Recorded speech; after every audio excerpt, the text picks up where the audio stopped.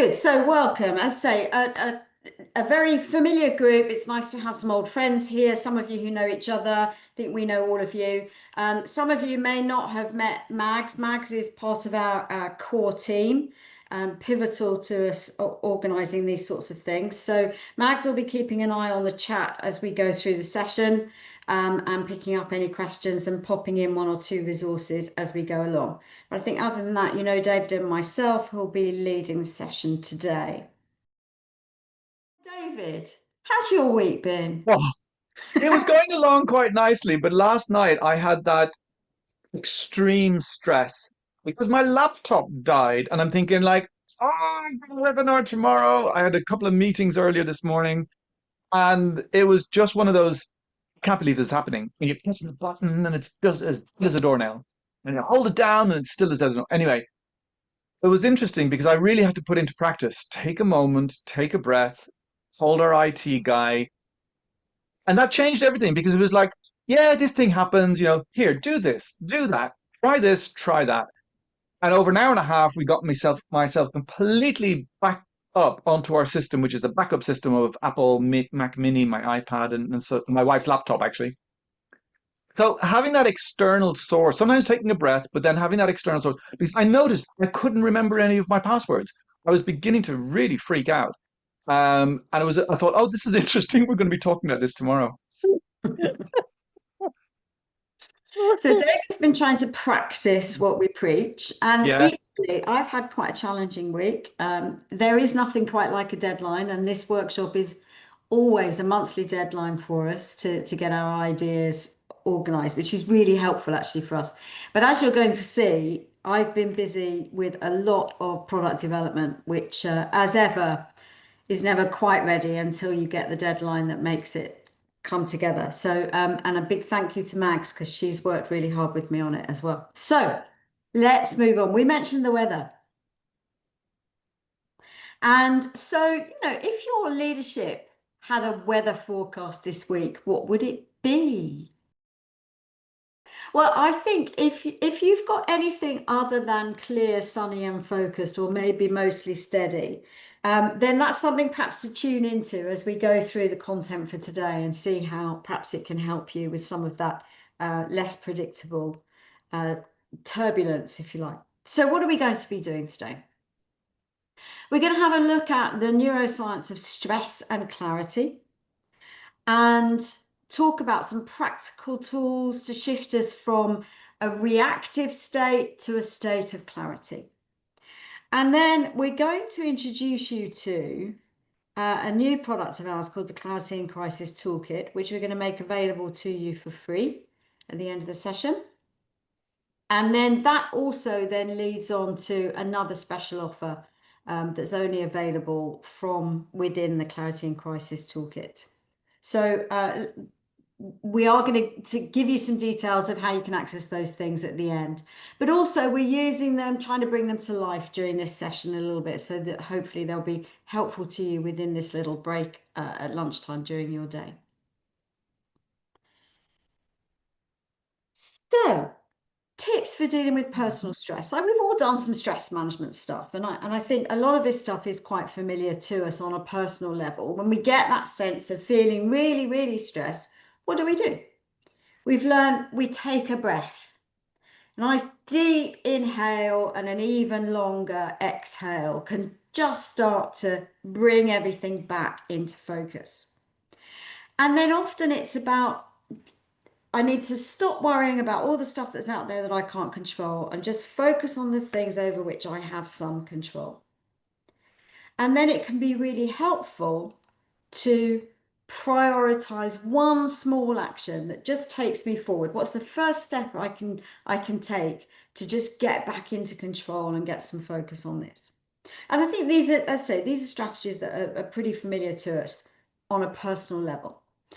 But if these strategies help us personally, what happens then if we apply them to how we lead others and how we lead our business or our organization?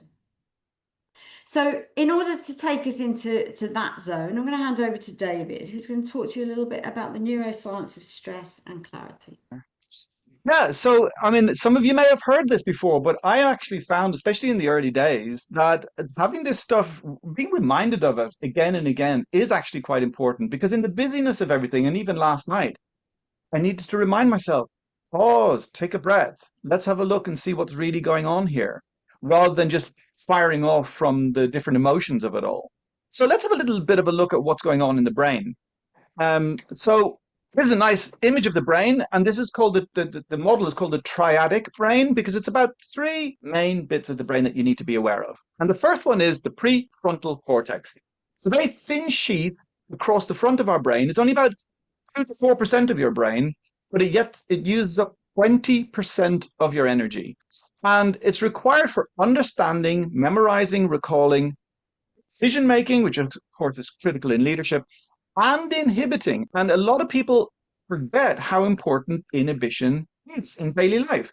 About urges that you might want to say something or blurting out something that just because you're angry in response, you say, I'm not going to say that. I'm going to pause, think it through and say, what's the best way for me to communicate? So inhibiting is a huge part of managing your own emotions, managing your own state. So that is all really important and pretty obvious that it's important. But there's two things that affect it really, really in a huge way. The first is the reward system. I'm not going to give you the technical name for it, but it's the reward system, which is around that part of the brain there you can see closer to the brainstem. And it's driven by dopamine because what it is that it's about having a solution focus, which makes you energized and curious about how this is going to work out, how it's going to work well, or what you can do to make it work well, because it's the anticipation of a reward. So last night, my primary focus was to get the backup system working, be able to get back online, be able to have stuff on my screens, and keep focused on that rather than all the things that won't happen if I don't get online. And then the last bit is the amygdala, which is this tiny little bit quite close to the brainstem. It's very reactive, and it's where you have that threat response. So you may have heard of the amygdala, or some people call it an amygdala hijack, where it's the memories of all the threats, all the stuff that's gone wrong in your life ever since you were born. All of those memories, often back in childhood when you didn't have many resources and you just feel, I've got this feeling that something bad is going to happen. Or that life is unfair because your ice cream cone dropped and then it was like a disaster and threw a tantrum. And then sometimes when something unfair happens, you go like into a see about it. It actually go relates back to dropping ice cream. And it's not using your adult resources, the resources you have available today. It drops that. It activates adrenaline, you go into fight or flight, and you lose connection with your prefrontal cortex. So in survival mode, with a highly activated amygdala, it actually really wreaks havoc. And you get a very narrow focus, like it's tunnel vision. So I had to keep the big picture in mind last night. Another thing is that it makes you defensive. Like you try to find fault with someone or something and blame something else to make so that you're the innocent victim in all of this, rather than taking ownership of it and going like, hey, how have I contributed to this? Accidental connections. So you'll have a myriad of different things going on in your head, as we always do. But with a highly in survival mode, what happens is that we make accidental connections. So something happens, like let's just say all of you switch off your happen to at the same time switch off your cameras. I'm going to go, everyone's gone. I could make it. Was it me that said something? It's connecting something that happens randomly with a different kind of meaning, and that can be really, really bad and unhelpful. Because the next point is it gives you a pessimistic bias. And that means that everything is always gearing towards something going wrong or something working out in a bad way. And then finally, it means that you've got less cognitive resource, less ability to be able to focus and use your prefrontal cortex. So what we want to do is we want to move into clarity mode. So the clarity mode is really activating your reward system. And the thing is to be able to say, right, let's get solution focused rather than problem focused. And that means that we can then begin to say, okay, what's going on here? What's really happening? And what is it that I want? I'm going to mention this a couple of times throughout today. So the next piece is that it gives you greater cognitive resources. So actually a reward focus makes you more intelligent, gives you more access to your prefrontal cortex and more of the subliminal messages that are coming from the back of your brain or other parts of your brain. So you get more useful insights.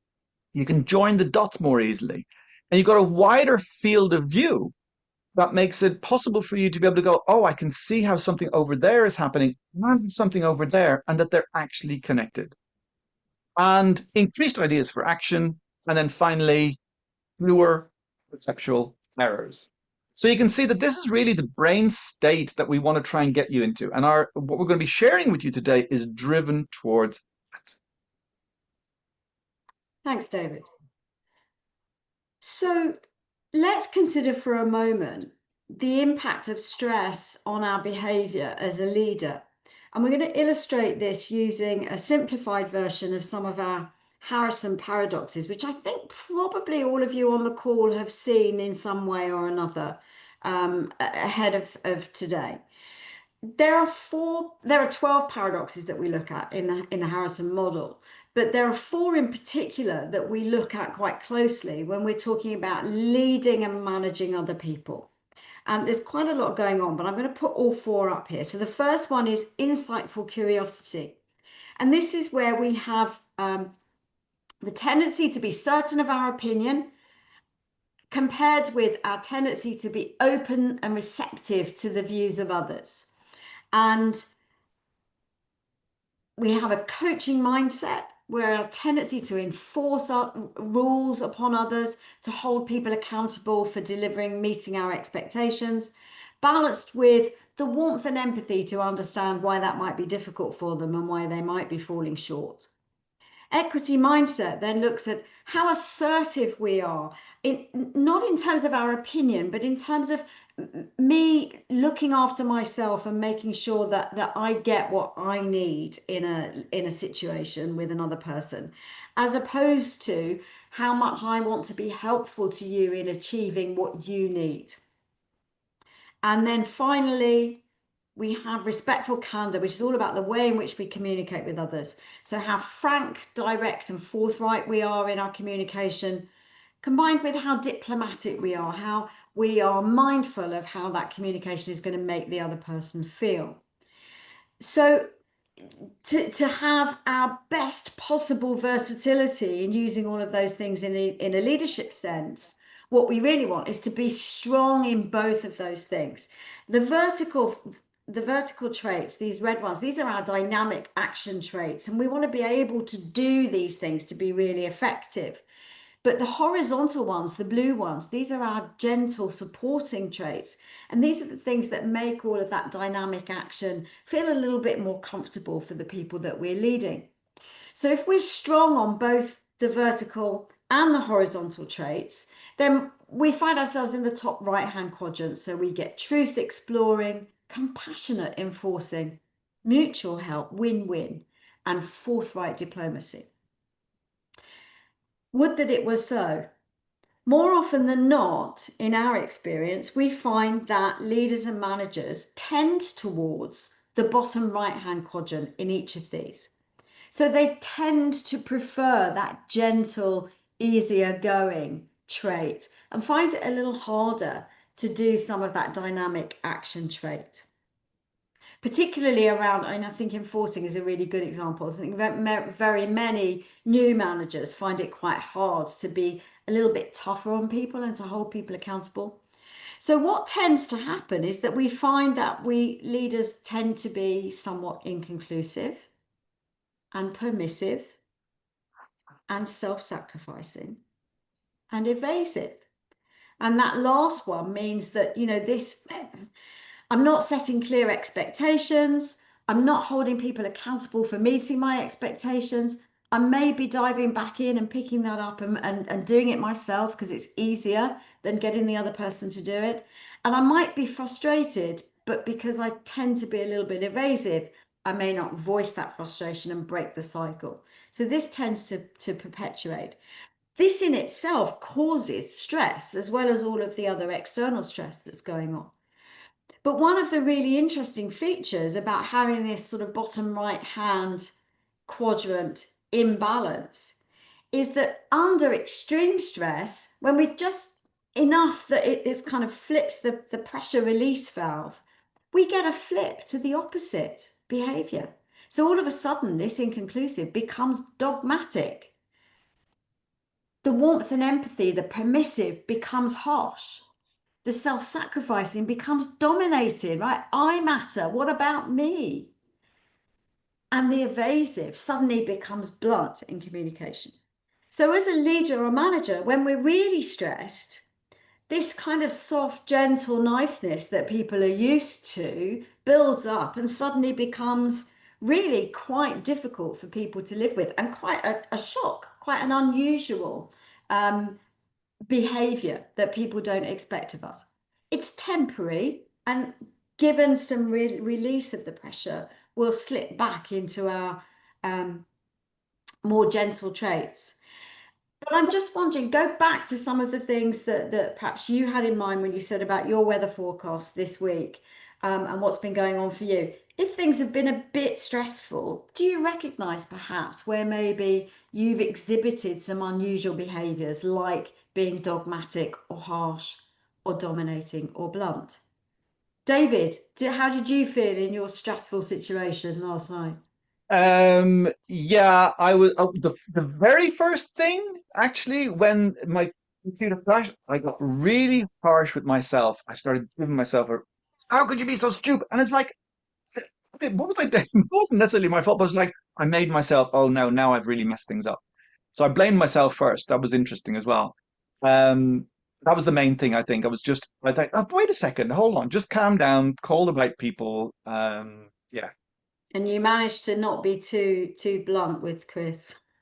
Well, exactly. Exactly. Yes, I was actually very pleased that he was so supportive. I must say. At, at 10 o'clock last night, he Yeah. was there for me. It was really good. So, I mean, that's the thing. When we're in that difficult state, if we've got enough conscious activity going on, we can go, oh, actually, it's not this person's fault. They're here to help me. I need to Right. keep a hold of this balanced communication, balanced behavior, because if I flip into all of these flip behaviors, that's not going to serve my purpose. But sometimes it's really hard to actually just keep a lid on it. So what we're seeing is that, this state that we call clarity isn't a single trait. It's a whole combination of behaviors, and they'll depend, what appears will depend on our sort of normal everyday behavior and how subject we are to moving into some of those flips. So clarity, getting back to clarity, it's a state and you can get back to it if you use some tools that can be helpful. So let me hand you back to David to talk about how to shift from reactivity to clarity. Yeah, it was really nice. I mean, it was funny how sometimes life presents you with these examples because it was just like so in my face last night. And it was really notice what's happening. And I really noticed like, well, let me ask you, how do you notice in the chat? Just put a couple of words in. How do you notice when you're getting stressed? And then I'll explain what happened to me. Just a couple of words. What is it that you makes you go, uh-oh, I'm being my amygdala is activated, I'm going into fight or flight mode. What are the early warning signs? Just a couple of words in the chat. Task paralysis, okay. Face gets hot. Good, yeah. Feeling of overwhelm, absolutely. And that's what I felt, very agitated, panicky, and like wanting to do something, but not knowing what to do and getting very, very agitated. And a huge loss of focus. I was like, oh, where do I begin? How do I get this? And the first top passwords I put into my backup system didn't work. So like, oh, great. Now I'm locked out, which created more panic for a while. And definitely, yeah, loss of focus. So it's all about noticing these common cues. So, what is it that I'm doing to make myself aware so I can begin to inhibit some of that and then create a reset window? Take 3 deep breaths. And ideally, in through your nose, nice and deep, and then relax on the out breath to take an intentional pause. And if possible, or if appropriate, go for a walk. If you can in nature, that's a really good thing to do. But the idea is that even in an intense meeting, just say, like, okay, I need to think this through for a moment. And just allow yourself to breathe a bit. Because just that breathing helps metabolize a lot of the adrenaline in your body. So you begin to absorb it and it's less activating.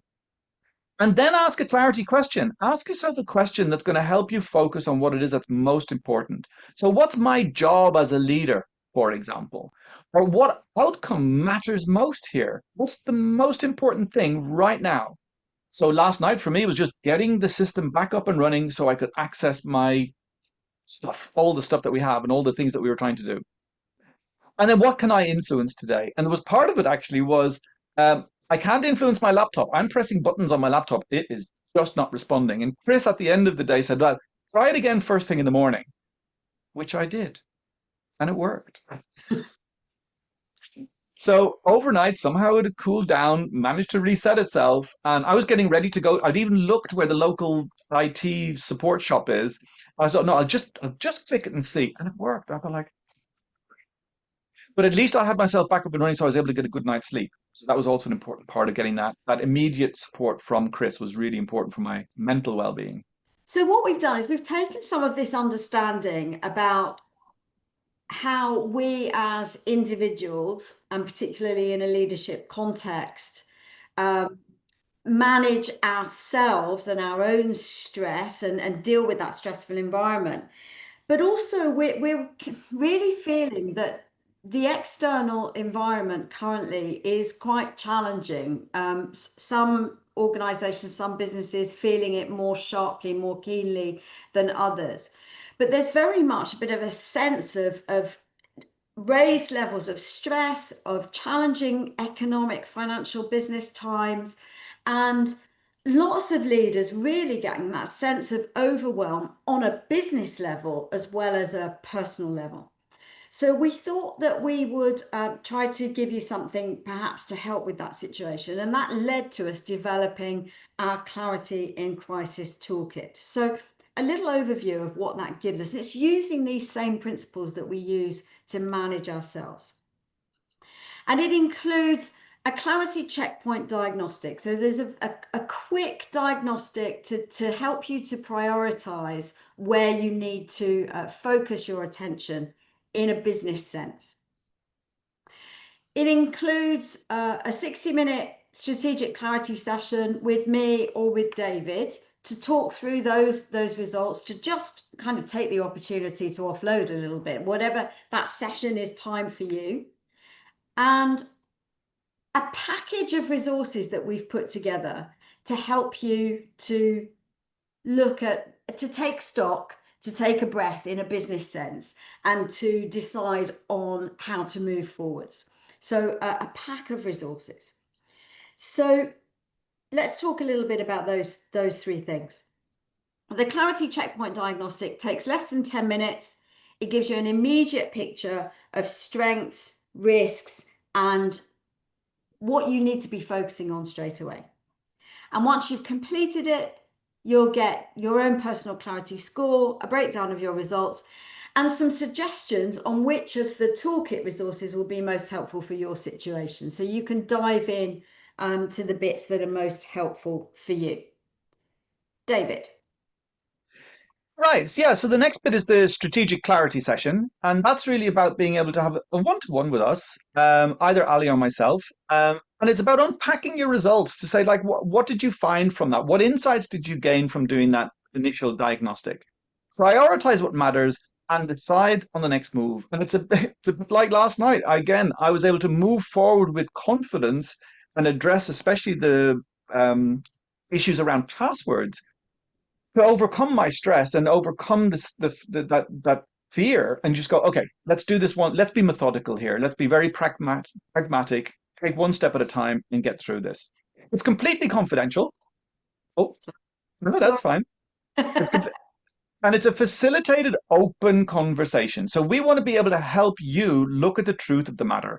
And that means that there may be ugly things to look at, and then it's about looking at them, but looking at them with like a safe pair of hands to be able to go, yes, and there's always something you can do about this. So there's no sales pitch in this. It's just a calm, focused space to think clearly, and we'll guide you through the toolkit to be able to help you see step by step what's the most pertinent stuff for you, the most salient stuff for you to say, okay, this is what I need to do first.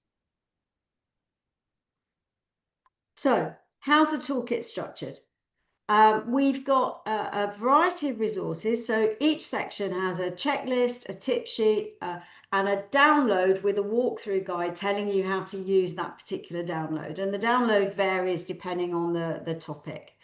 And the topics covered are these. So it's about getting your mindset right in the first place to help you to be clear, looking at how you're showing up as a leader, and then at fairly high level, a sort of a health check, if you like, from a business sense. What are the important things in terms of finance, marketing, operations, and how we manage people? So we've just got a few little sort of vignettes, a few little stories to help bring some of this to life. And the first one is Julia. So Julia is the CEO of a 150-person employee-owned consultancy.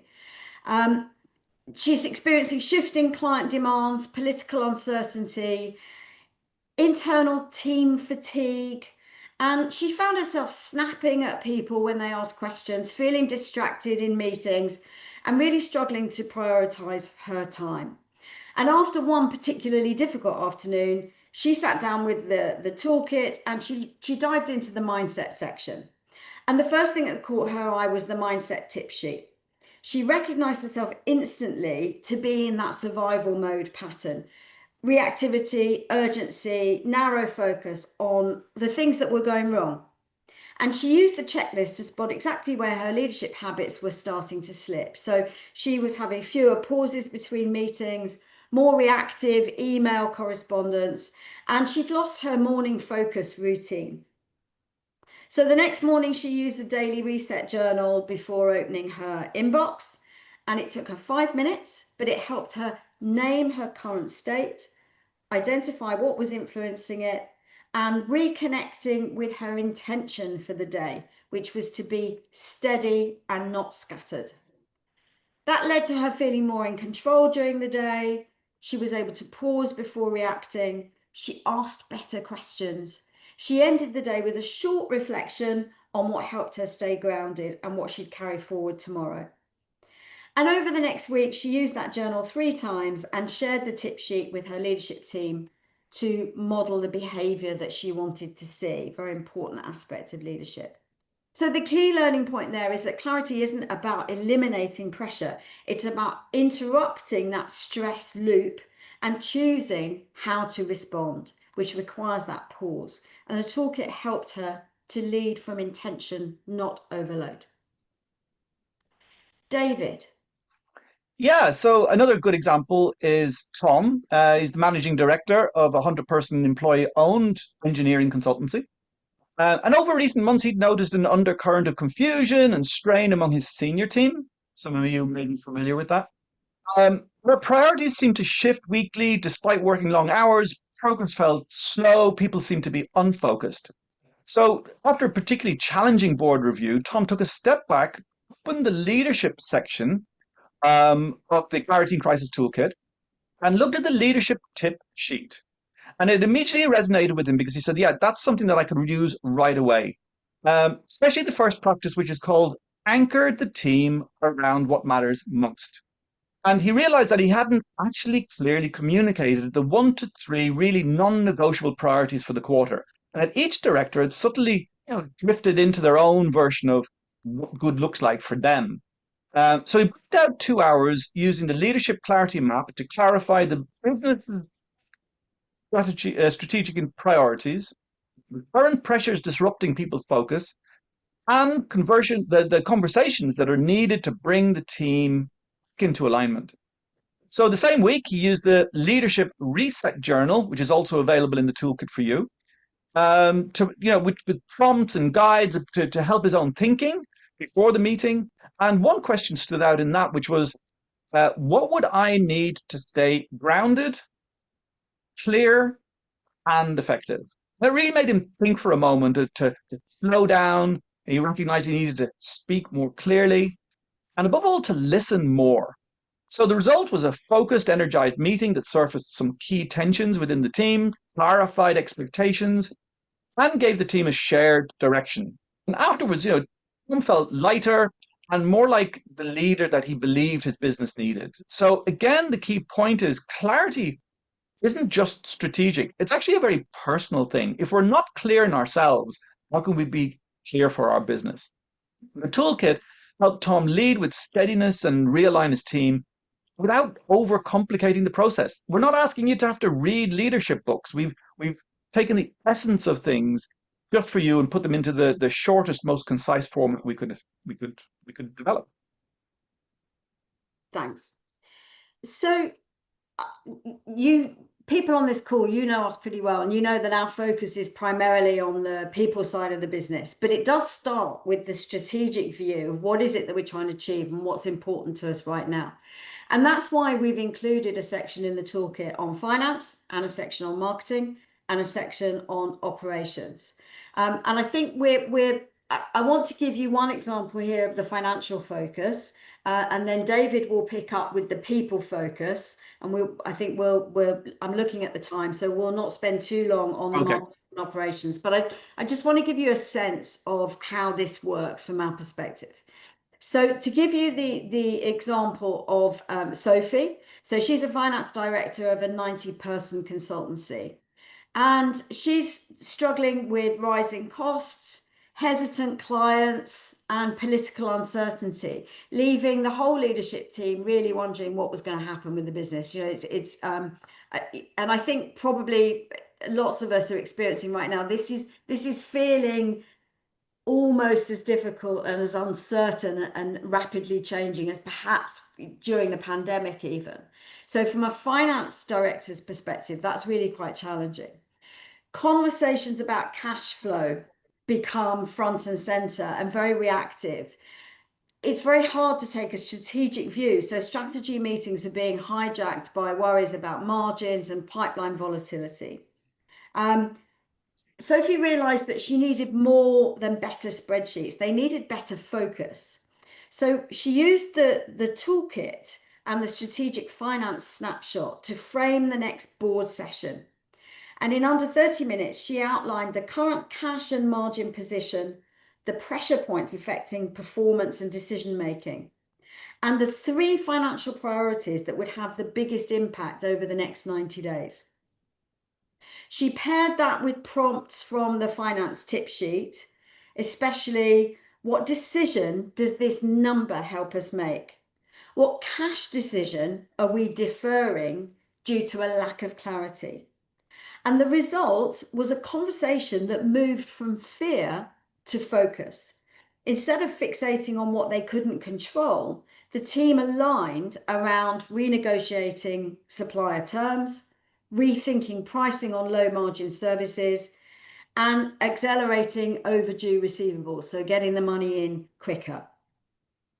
And that's led to a sort of monthly finance checklist that Sophie now uses with her MD to stay proactive. So the key learning point here is that financial leadership isn't about reporting the past, it's about shaping what happens next. And the toolkit helps Sophie turn uncertainty into clarity and clarity into action. David, I'm going to skip through a Yeah, couple. you do that. So we're talking about Rachel. Rachel reconnecting the team through honest conversations. Rachel was a head of people for a 200-person professional services firm. And while the senior team had been focused on financial resilience and client delivery, she began to notice the signs of a disconnect, especially across departments. Missed handovers, low morale, and I think a lot of people are reporting on this at the moment, rising uncertainty amongst line managers. There's some interesting data about how line managers are amongst the most disengaged at the moment. And so see, she raised it at a leadership meeting and said, our people don't just need updates. They were getting plenty of information, but really it's about they need direction, connection, and a chance to talk. So Rachel opened the Clarity and Crisis Toolkit and used the people tip sheet and the mini guide to frame her approach. And the key shift was moving from communication to conversation. And I really like the way that that's framed, in that it's not just talking at people, it's really listening to where they're coming from as well. What did they have to say? What is it that makes it a two-way conversation? She equipped line managers with a team conversation framework and asked them to use it in team meetings, one to ones, and use the 6 prompts that helped the team name what was going well, what felt stuck, and where they needed clarity or support. Within a fortnight, Rachel saw a shift. Leaders were surfacing issues earlier, which is always a good sign. It might be uncomfortable, but at least it's a good sign that issues are being raised. Team members were clearer on current priorities, and trust began to rebuild after months of just getting through all that slog and hard graft, and everybody saying how busy they are. They began to have more meaningful conversations. And one team leader reported, I thought we were fine, but once we actually opened up the space, I realized how many people were holding back. And that's a key thing that we always emphasize in communication. Allow the stuff to come to the surface because then it can be dealt with. So the key learning point for Rachel really was that, people don't just need reassurance. They need relevance, honesty, and a sense of structure that'll help and guide communication and help it flow. So the toolkit really helped her rehumanize leadership and bring clarity to the team experience. So, just a point of reflection, we've been talking at you quite a lot. So an opportunity for you to just take stock of how that's landed with you. And I wonder if you'd like to perhaps share your thoughts in the reflections in the chat. In terms of, does any of that particularly resonate with your own situation? Or does it help you to perhaps highlight which aspect we've talked about, whether it's mindset, leadership, finance, marketing, operations, people? Which would be the starting point for you? Where do you feel where are you feeling the pain most?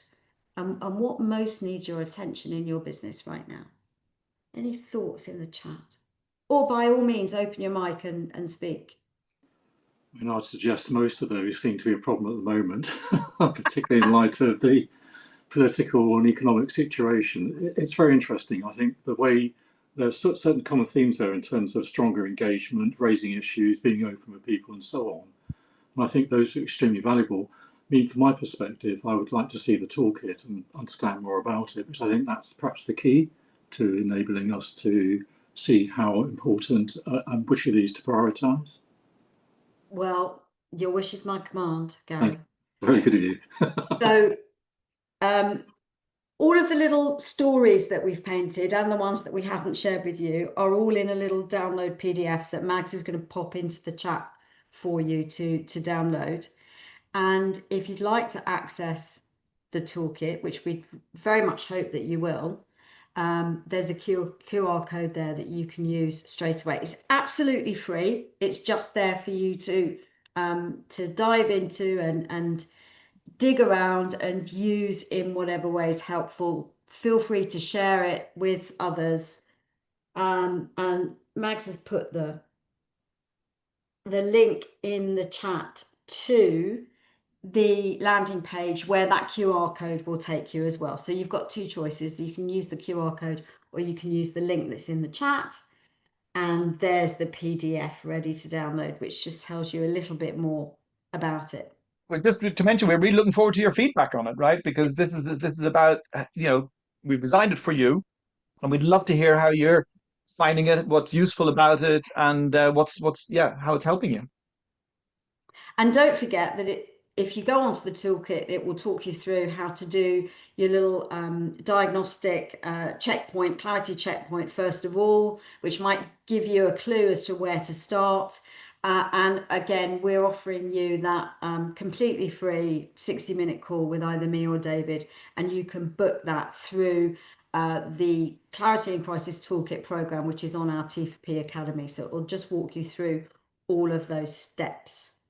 To make sure that you aren't required to pay, there is a discount code which is called Clarity 100. So when you go to that landing page, it'll look a bit like this, and you'll see here it's normally £540. We've got a Clarity 100 discount code. So all you need to do is enter the coupon code at the checkout, complete the checkpoint diagnostic, book your strategic clarity session, and then unlock all of your toolkit resources. And you can just get the toolkit by clicking on this button here. Okay. And just to give you another little sense of the value that's in there, you'll find in one of the lessons in the toolkit a special offer, which is actually our Clarity Coaching Program. So you can use the toolkit absolutely for free with that coupon code. But then if you choose to do some more coaching with us, you can access a series of 5 60-minute sessions with me or with David, with a load of bonus content. So we're going to run monthly group clarity sessions. So a little bit like this, a live session, come along, talk about where you're at, learn from each other, and sort of perhaps focus on something that's very front of mind on the day. We're also going to give you access to the brain-friendly time management course, which I know some of you on this call have done. And if you've done it and you found it useful, perhaps you might like to pop a little note in the chat by way of endorsement. That would be lovely. David's marvelous Simple Delegation ebook is a download that you can access from the coaching program. And our entire T for P resource library, where we curate lots and lots of different resources from here, there, and everywhere, all under topic headings. So there's a really useful bundle of resources there. And the total value of that is £2,552. And we're going to give you that for just £975 plus VAT. And you will find the discount code, the coupon code, on the landing page. If you go into the toolkit, it will take you to the landing page for this offer. And if you want something further, I know some of you, as I say, we looked at the paradoxes earlier, the Harrison paradoxes. The Clarity Plus program is all of everything that's in the Clarity Coaching program, plus your core reports from the Harrison system, traits and definitions, paradox mastery, engagement and employment expectations report, and a 90-minute Harrison debrief. So it's the coaching program plus the whole Harrison report pack and debrief. And that has a total value of £3,234, and for you just 1316, but only through this route. So your first step is very much go to the toolkit, have a browse around. You'll find the link in there to move you through to the other things if they're of any interest to you.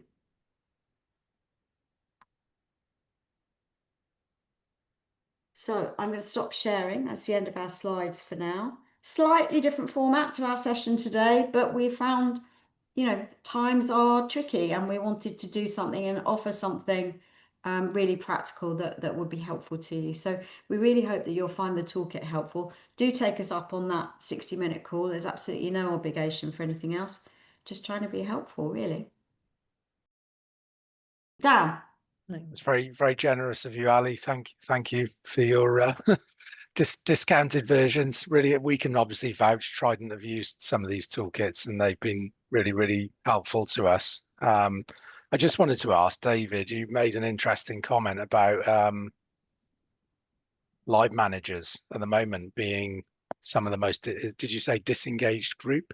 We've seen some research that are showing that a lot of line managers are struggling because they're getting the brunt of, oh, people aren't engaged. But then they're going like, yeah, but I'm not getting the support that I need in order to engage my people. I'm not getting the clarity of what's really what are the strategic priorities. So that they're very much crushed in the middle. They're getting all the complaints from their people and they're getting a lot of pressure from above. So they're very much that squeezed middle. And I think a lot of people underestimate the pressure on those middle managers. Because they're also being expected to do their own job, right? Their own full-time job, plus all the management of all their people. And they need more support and tips and techniques on how to do that and what to do with that. Yeah, interesting. Quite some while back, I was working on a big project in Russia, and we had a similar thing going on where the leadership were putting enormous pressure downwards. And the workers were pushing upwards, and we actually called it the frozen middle, because what happened to that middle management layer was that they just went round and round in circles and they felt completely paralyzed. So it's worth bearing in mind, as I found at the time, that you need to talk to both ends, not just one end. Yeah. You know, it's the top and the bottom that you need to have conversations with. Yeah, there's a very interesting parallel there. I was at part of a seminar about a week or so ago when we were discussing real estate industry. One of the biggest issues seemed to be that you've got an aging demographic who effectively are retiring as early as they can do, and certainly not interested in new business development. You've got a younger demographic coming into the profession who are about 5 years undeveloped in relation to their previous cohorts, because effectively they can't pick up phones and talk to people and so on. So the squeeze middle, effectively are having to do the work and try and develop the business. They can't do both. Yeah. So there's a real issue in real estate generally in terms of generating business and keeping the relationship-driven nature of that industry alive. Wow. Yeah, that's really, really fascinating. Because also what we're getting is the pandemic cohorts who've had the disaster of the pandemic during a very formative years of school and early university. No idea what that would do to their mental health, quite honestly, around that whole fragmentation of society in a way that, we didn't have to think about. I'm saying we, I mean, I'm a little bit older, so. Okay, well, I'm aware of the recording, so I think what we'll do is we'll just end the recording now and wrap that up for anybody. And anybody listening to the recording, if you have any questions about anything, don't hesitate to get in touch. And we'll be happy to talk to you about any aspect of the toolkit. Thanks. And thanks everyone for participating, and thanks for your ongoing engagement with this. Thank you. Thanks so much for the Thank you very resources. much. Really appreciated. Very welcome, Diana.